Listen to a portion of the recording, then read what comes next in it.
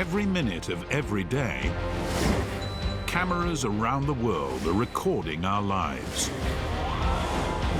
capturing the unexpected and the unbelievable.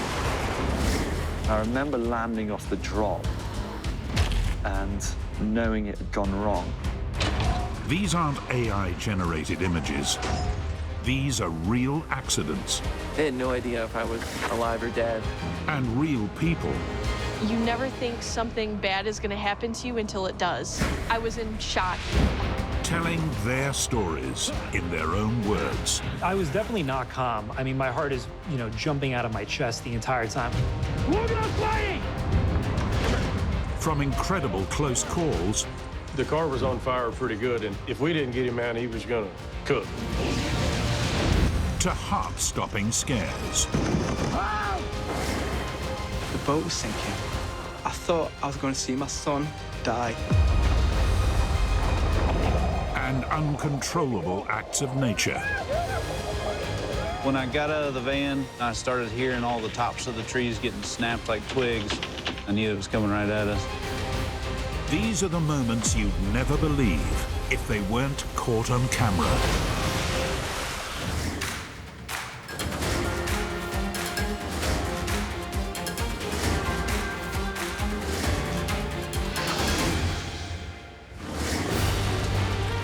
Coming up, world champion mountain biker G. Atherton is inches from disaster. Once I'd left the bike, I was at the mercy of just tumbling wherever I ended up.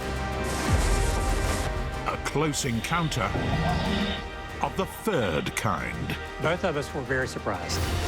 And a family holiday almost ends in tragedy. I was in shock. I just couldn't believe it was happening to us.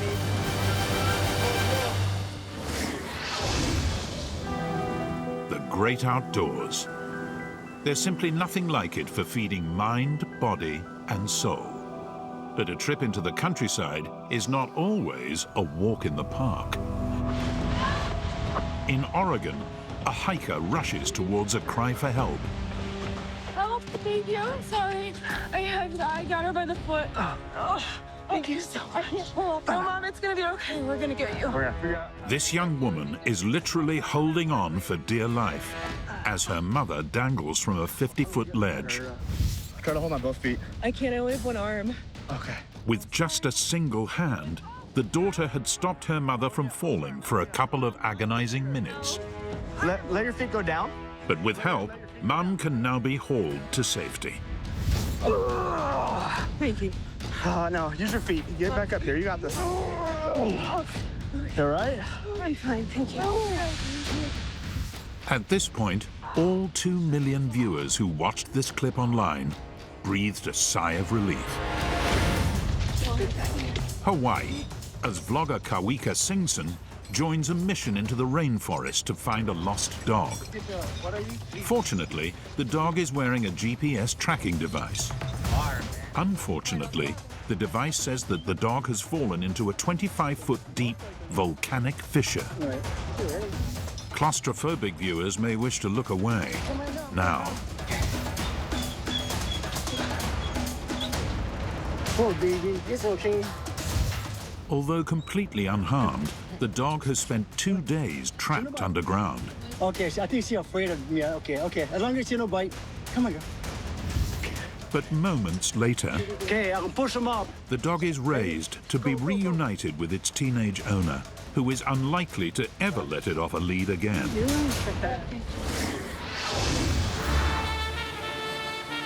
And what trip into the wilderness would be complete without a waterfall? But for one globe-trotting kayaker, these crystal blue waters were almost the last thing he ever saw.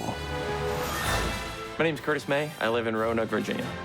What I enjoy the most about paddling whitewater is everything else goes away. In the middle of a rapid, nothing else exists. For this adventure, Curtis and his 5 friends aimed to descend a run of falls known as the 5 Kings. Perfect. Oh my God. That was so good.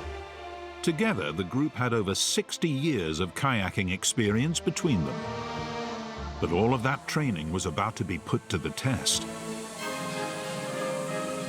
So at the beginning of that day, I was very excited, nervous. You're always nervous before you attempt a big run like that, but I was very excited. It was going to be the biggest drop I've ever done. Having carefully scouted the route, Curtis had successfully descended 2 of the waterfalls. But his third drop would end in disaster. I got on my boat and paddled towards the lip of the drop, and I was about 10, 15 feet too far right. And when I got to the lip of the drop, all of a sudden, it got really shallow, about 2 inches deep. And so I lost all my momentum right at the lip of the drop. And instead of going off the drop with speed,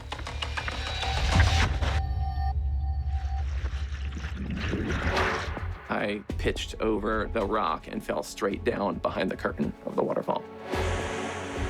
After this drop, Curtis vanished from view.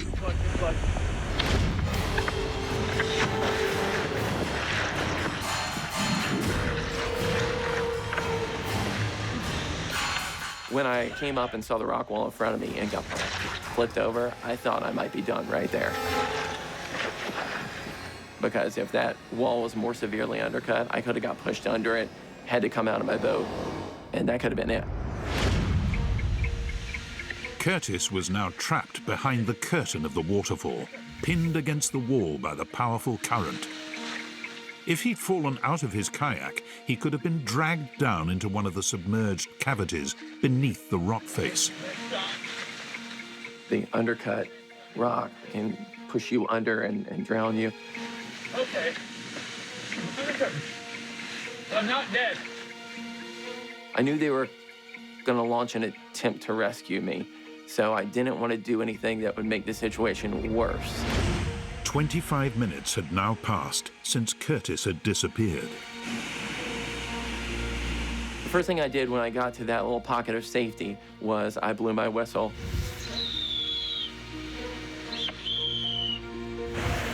But the noise from the waterfall was so loud that even when they were just on the other side of the curtain, they couldn't hear my whistle.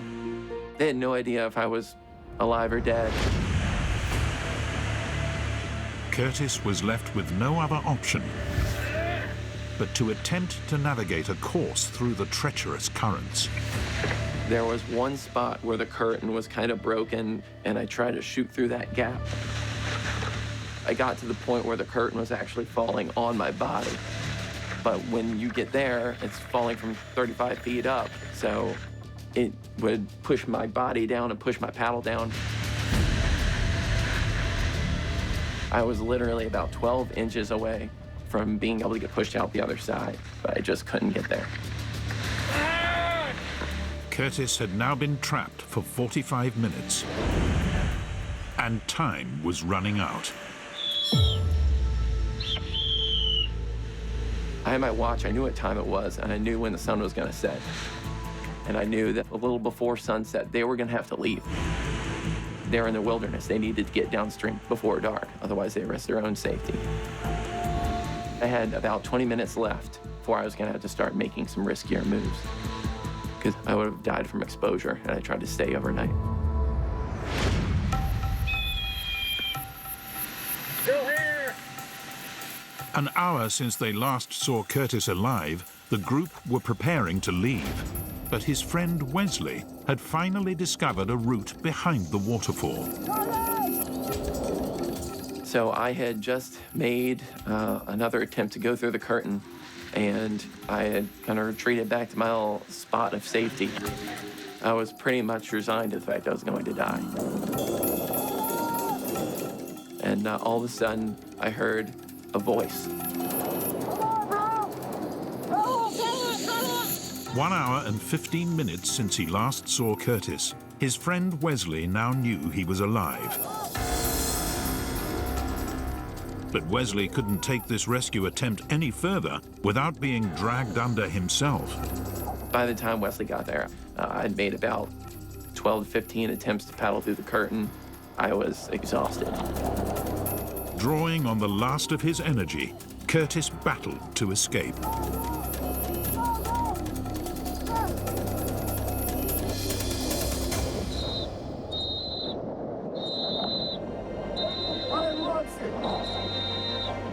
Finally, success.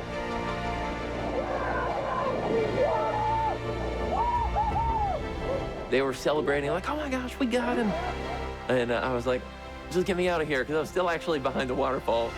So I just paddled through the curtain, and just the relief I felt was like nothing else I ever felt in my life.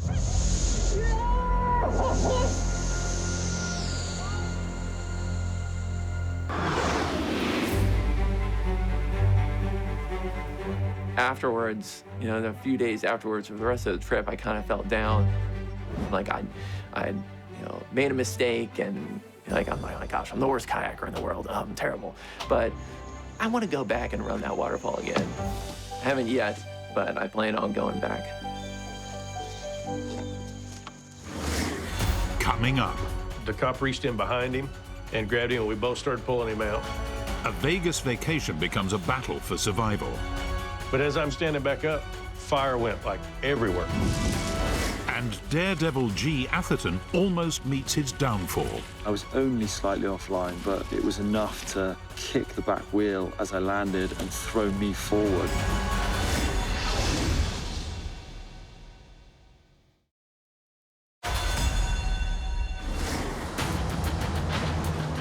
Good news for all of us road users. The United Nations aims to halve the global number of injuries from road traffic accidents by 2030. Now let's see if they're on target. Los Angeles, a city well known for its calm and sedate road users. And this is one way to jump lanes.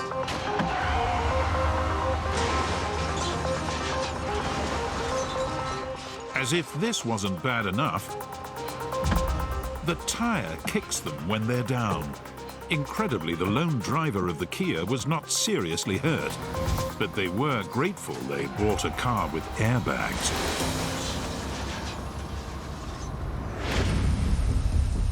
A routine traffic stop in Northern Virginia, but there was nothing routine about what happened next.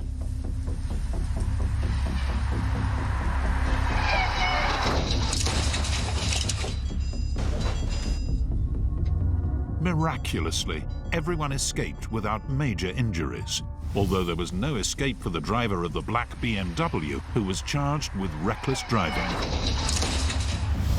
The officer had lightning reflexes as he ran from the danger zone.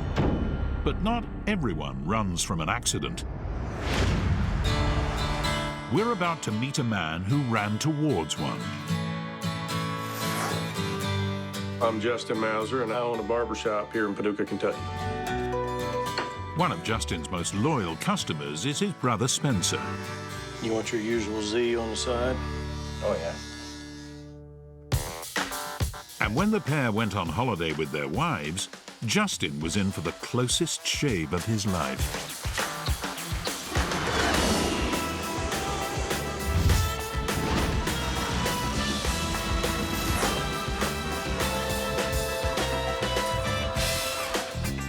I'm not big on gambling, but we did try our luck a little bit.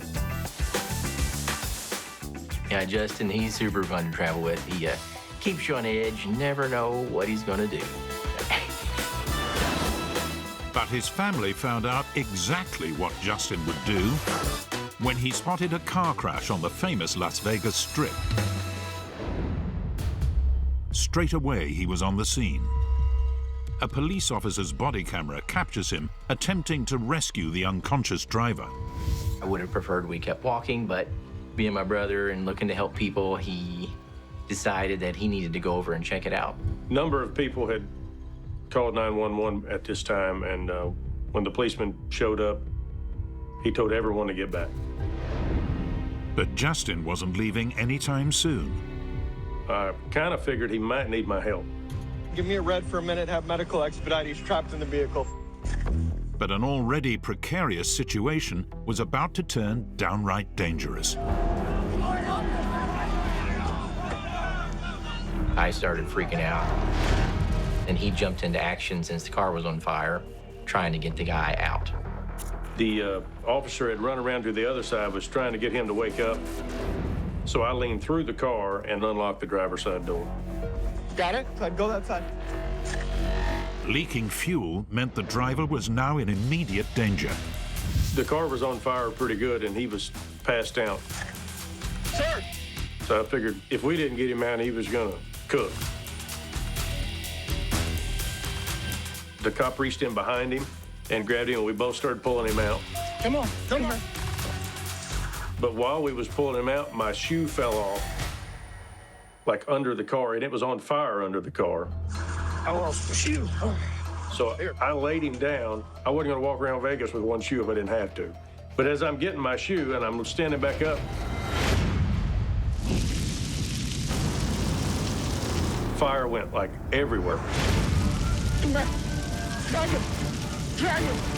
With barely a second to spare, Justin and the police officer had saved the driver's life. Aside from some smoke inhalation, everyone had escaped with just a few scratches. But it was the end of the road for the car. The fire department got there, but I don't think there was much saving it by the time they got putting it out. It was pretty bad shape.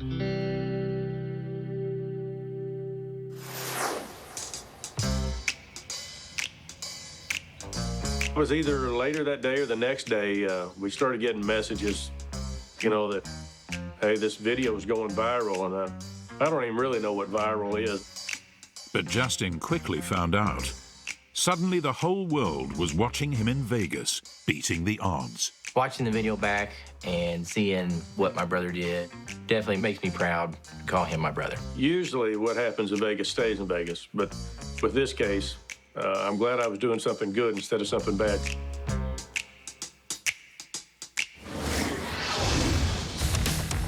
Breaking world records is a risky business. Every year, professional freedivers go deeper without oxygen than ever before. Double world champion Miguel Lozano was filmed attempting to reach a depth of 125 meters. Plunging deep into the Caribbean, he reaches his goal. But on his way back up, with less than 30 meters to go, Miguel is in trouble. Having run out of air, his body goes limp. The safety team try to block his mouth before he inhales and drowns. His heart is still pumping. If the backup squad can get more air into his lungs, he should return to consciousness. Thanks to the quick response of his team, Miguel lives to dive another day.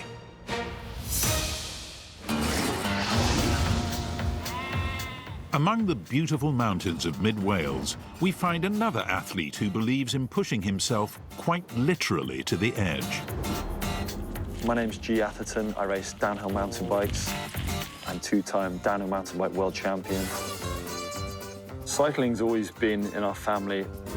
My older brother, Dan, got me and my younger sister into it. We started our own bike park and have our own bike company.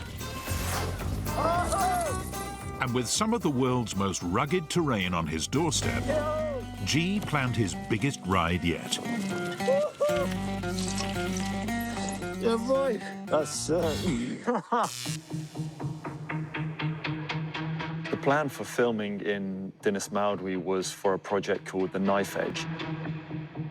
For his 500,000 followers on social media, G planned to race down a seemingly impossible route through jagged rocks and with a deadly drop on both sides. You just want it as dangerous as possible, but still being able to predict what you're going to do. The ride was shot over 3 days, with 3 cameras and 2 drones covering his every move. All the way through every obstacle I hit, I was so relieved to get it out of the way. And we worked our way down the ridge.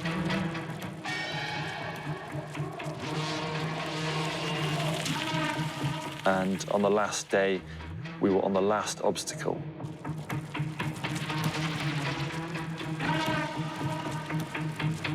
And I had ridden it once and done it okay.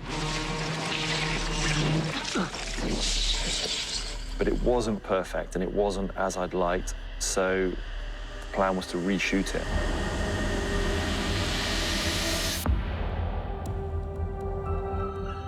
And I remember calling to the film crew that I was dropping in.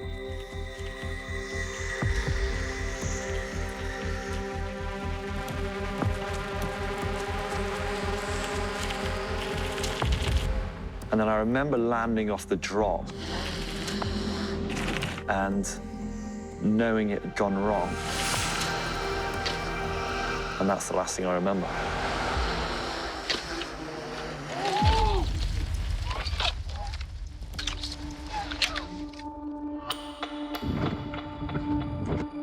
And I was only slightly offline. You know, we're talking a few inches, but it was enough to kick the back wheel as I landed and throw me forward. Once I'd left that ridge, once I'd left the bike, I was at the mercy of just tumbling wherever I ended up. G was still alive, despite falling 100 feet down the mountain. I remember coming round, I remember seeing the worried looks on everyone's faces. Yeah, I've got it, yeah. I'll get it. And we were still on quite a steep part of the mountain, even though I'd tumbled so far. His team could see that he was in bad shape, and he would need urgent treatment in hospital.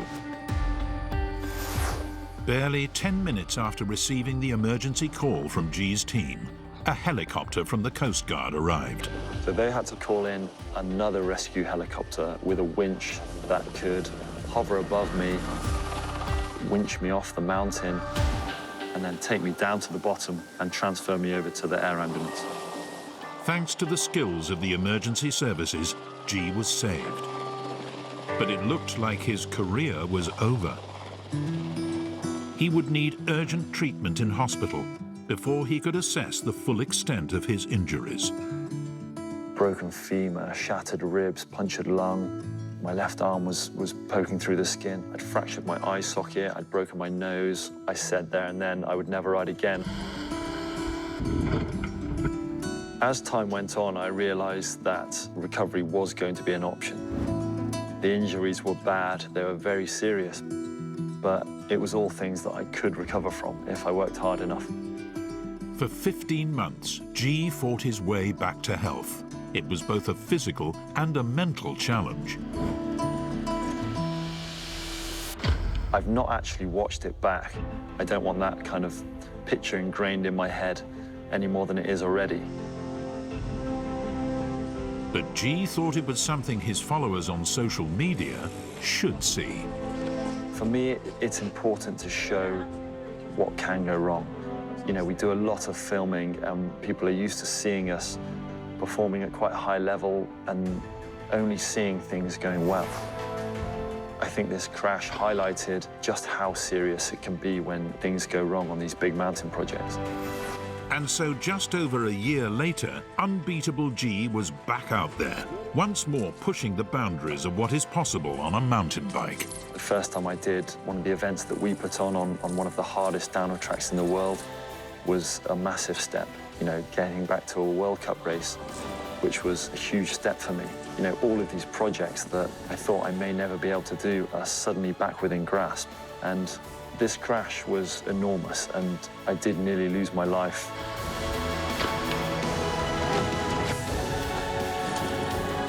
You know, I'm riding at a level where I thought I never would again, so I think it makes me realize how lucky I've been.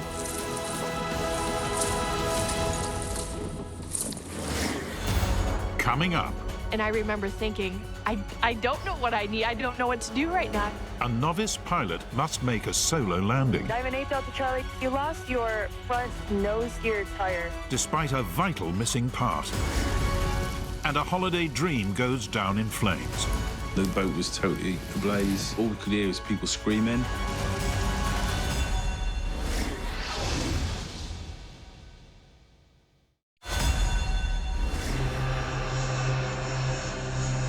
Statistically, flying is the safest form of travel there is.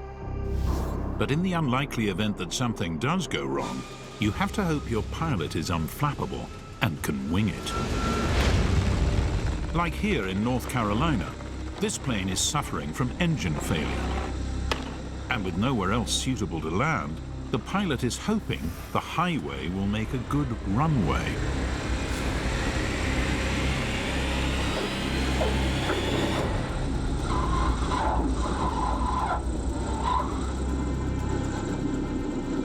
Incredibly, he's down safe, narrowly avoiding a collision with the power cables that cross the road. And like any broken down vehicle, he ends up on the hard shoulder. New York's Long Island, where a local resident is capturing a video of her lunchtime dog walk. But as a malfunction strikes in the skies above, it's going to take all of the pilot's skill to prevent this being his final ever trip to the beach.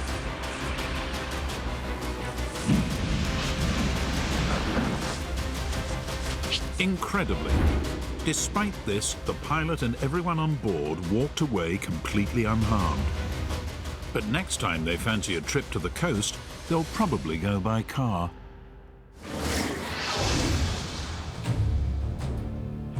It's not just experienced pilots who can stick the landing when things go wrong. My name is Taylor Hash, and I live in Sterling Heights, Michigan. Right now, I'm flying airplanes. Now I'm still a student, and you know, the goal is to eventually work my way up into being a professional commercial pilot. Flying for me is it's a sense of freedom. There's no other feeling than being in an airplane, especially the first couple times that I did it by myself. 21-year-old Taylor had 2 successful solo trips under her belt. But her third solo flight nearly brought her back down to earth, for good.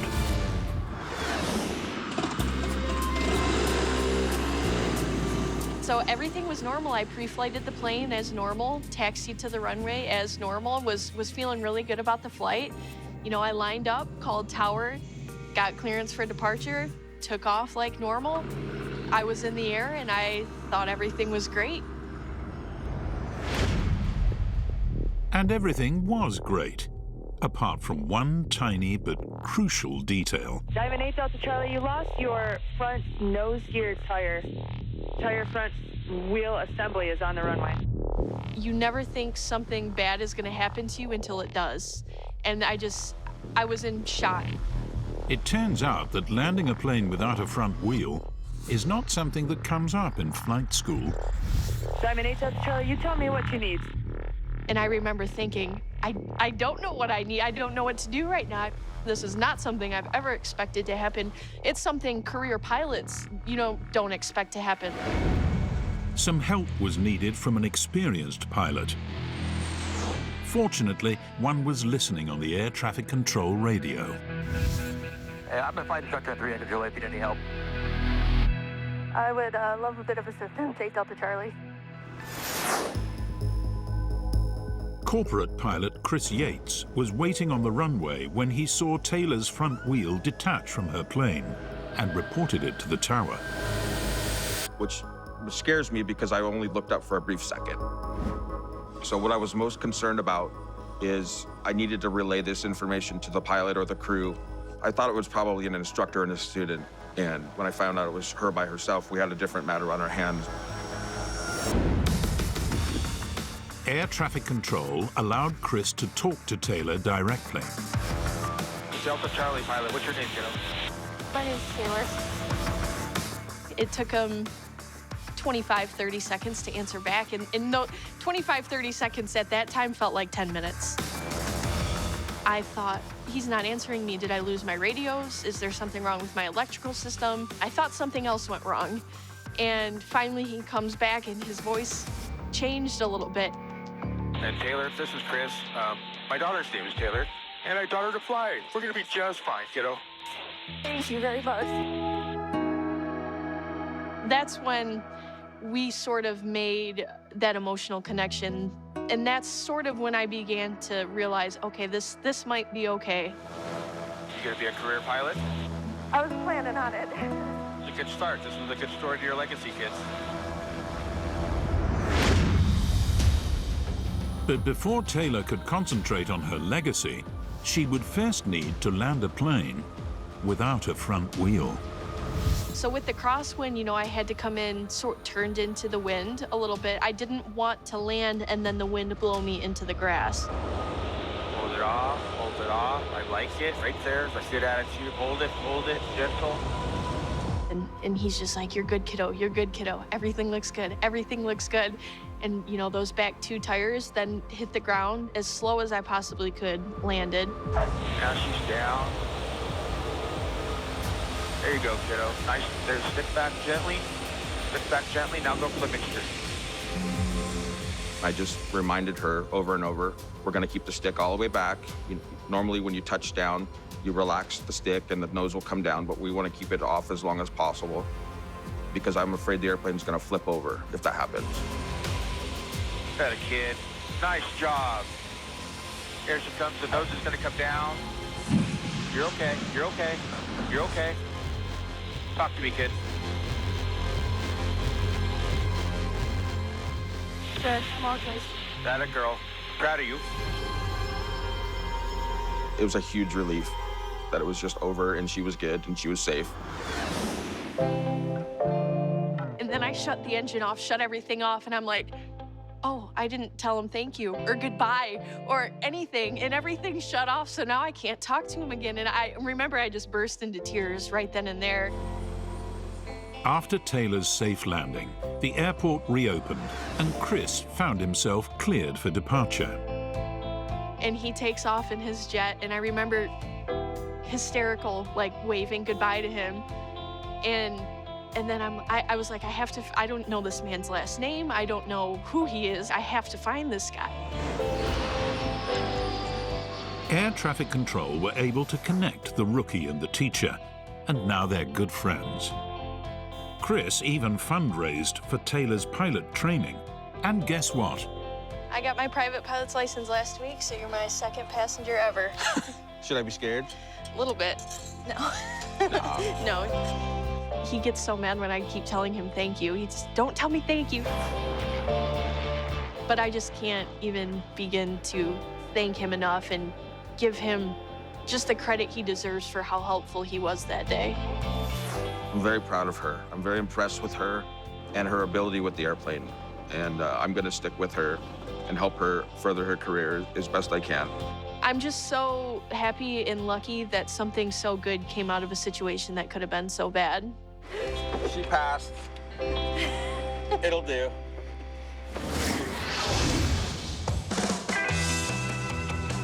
From the sky to the sea, and a holiday in Hawaii. The food in this diver's resort is so bad, he wants to catch his own fish for tea. But as he makes his way to the surface, he barely escapes a fatal collision. He may have had the fright of his life, but he keeps his language clean. Oh my gosh! What the heck? Fortunately, both the hull and the boat's razor-sharp propeller just missed him. Unfortunately, his expensive flippers were not so lucky. At a resort off the coast of Fiji, the tourists in this helicopter are about to remember why they bought travel insurance.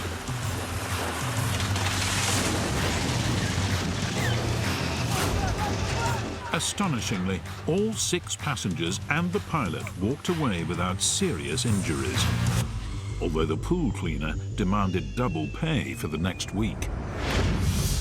And a holiday in Thailand may sound like fun, but avoid taking this road from the airport.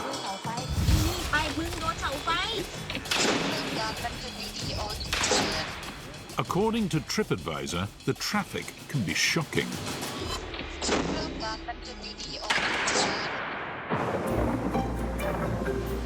St Ives, a place many UK holidaymakers flock to. But wanting to escape the bad weather, Mum Nicola and Dad Sean planned a special trip away for their sons Lewis and Charlie. We wanted it to be a holiday to remember because it was possibly our eldest Lewis' last holiday with us. He's just turned 17, and I imagine he'll want to go with his friends in future. They wanted a holiday to remember, and this island paradise looked like it would deliver. I was definitely expecting the snorkeling to be better in Rose than St Ives because it's so much more tropical and like there's so much more fish there and it's obviously way hotter. A little too hot, as the family were about to find out when Sean booked their snorkeling trip. When I first saw the boat, I was just drawn to the fact that it's a wooden boat, very much like a pirate boat, and it just looked really authentic. Snorkeling trips like this are hugely popular with tourists. And for the most part, they're usually plain sailing.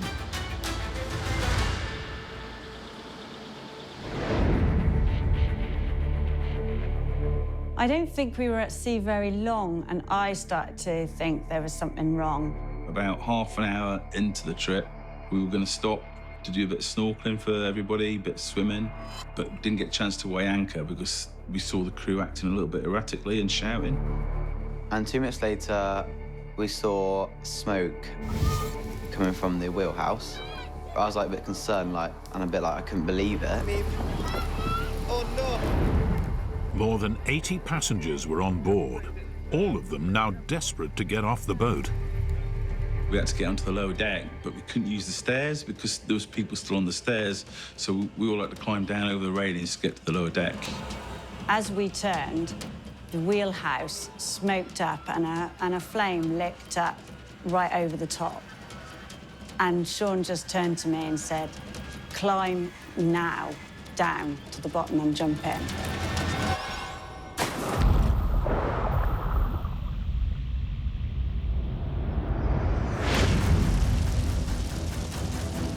2 or 3 minutes after entering the water, the boat was totally ablaze.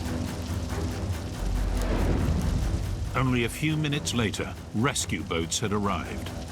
But the Williams family found themselves split up and separated from their youngest child, Charlie. I said to the guy, "I have to go and follow that boat because my 9-year-old's on there." When the boats landed and we all reunited, I saw Charlie get off, and he just ran to me crying, and I just gave him a big hug, saying, "You're all right now, you're okay." So we're sat in the restaurant and they're going around counting everybody, getting everybody's name, and we're just looking out to the sea and just watching the boat burn, and it was billowing with black smoke. We just watched it for about an hour as it got lower and lower in the water and eventually sank. The Williams family had survived a terrifying ordeal. It was quite frightening to think that I was on that boat 20 minutes ago. I was in shock. I just couldn't believe it was happening to us.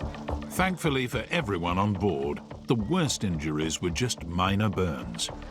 But without the swift evacuation, things could have turned out quite differently. Look at that. We were stood there 2 minutes ago, and now it's ablaze. When I look back on that day, how close we came, I still feel a bit, my legs go to jelly, my heart palpitates just thinking about it. When I look back at the footage, I thought it was a lucky escape because it lit up so quickly. It's just so lucky that everyone got off safely. Coming up, a school principal encounters a terrifying teacher's pet. What I remember was the roar and the growl of this bear that was right in front of my face.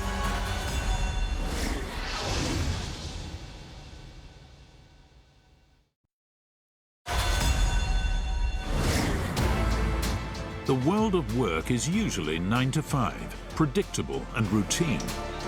But occasionally, the workplace can surprise you.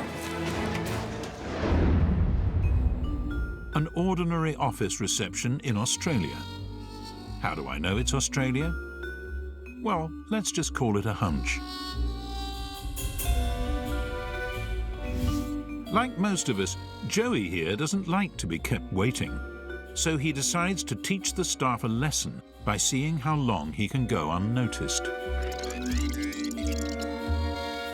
2 minutes later, and he still hasn't been spotted. Eventually, the rogue Roo is rumbled by another staff member and told to hop it. A quiet afternoon outside a fire station in China. A delivery driver spotted his goods on fire and pulled in for help. There isn't even time for the firemen to take off their slippers. They work so quickly, they have the blaze extinguished before there is any damage to the vehicle. But let's hope these chairs weren't priceless antiques. The American state of Michigan, and a routine day for this traffic officer who is hungry for their lunch. But today's drive-through burger is looking a little underdone. The bull needs to be stopped before it gets hurt or hurts someone else. The lasso is successful, allowing the steer to be, well, steered towards the central reservation.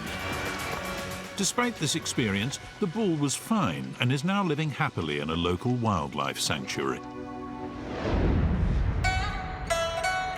Back in China, these workers are marking out lines in this car park. It's the kind of thing they've done a million times before, but today is going to be different. In a freak accident, methane seeping up from the sewer was ignited by the machine that makes the marking paint. Fortunately, no one was hurt by the 3 exploding manholes. But these workers may think twice about where they paint their lines in future.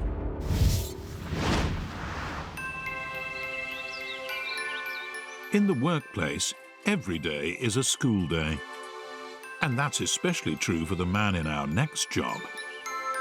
I am James Marsh, principal of Zela Elementary in Nicholas County, West Virginia. School begins here at 7 a.m. and I try to arrive before 7. That is when the buses start rolling in. Most of our students are dropped off by a school bus. And today started off very much like any other day. But unknown to Principal Marsh, one local resident had come to school early. In the middle of the night, one of the 13,000 bears that live in West Virginia had popped by for a midnight snack. About a week before, we had seen a mess out by the dumpster, and I had got on our security cameras and noticed and saw this bear coming in late at night. He was getting a snack and then leaving before daylight. And so Principal Marsh set up his own motion-detecting camera to capture any criminal behavior or barefaced cheek. Unfortunately, neither he nor his staff had checked the camera that morning. As such, they were completely unaware that there was a 6-foot-tall American black bear hiding on the premises. My custodian, she said, "Mr. Marsh, I'm having trouble getting the lock off the dumpster. Could you help me?" And so as the children arrived at the front gates, Principal Marsh went round the back to wrestle with the lock.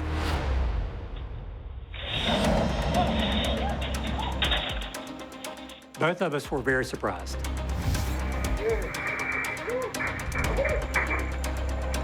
What I remember was the noise, the sound, the roar and the growl of this bear that was right in front of my face. That came out of that thing like a jack-in-the-box. I smile about it now and I laugh about it now, but at the time, I admit it was a bit scary.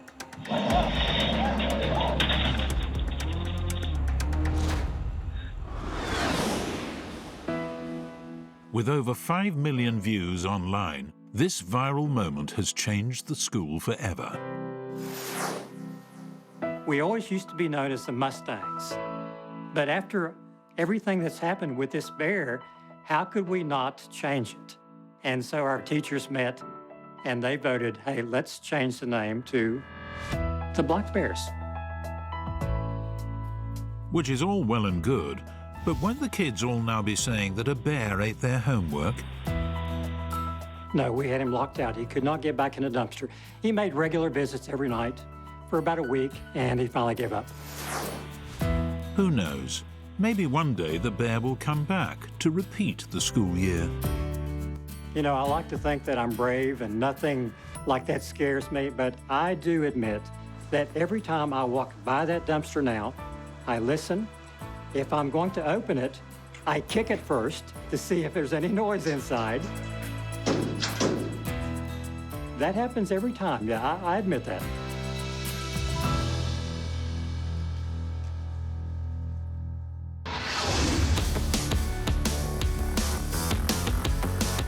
New coaches Leanne Rhymes and Danny and Tom from McFly will join will.i.am and Tom Jones this Saturday night at 8:30 in all new The Voice UK.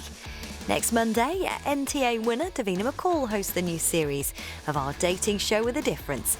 It's new My Mum, Your Dad. Next, the news.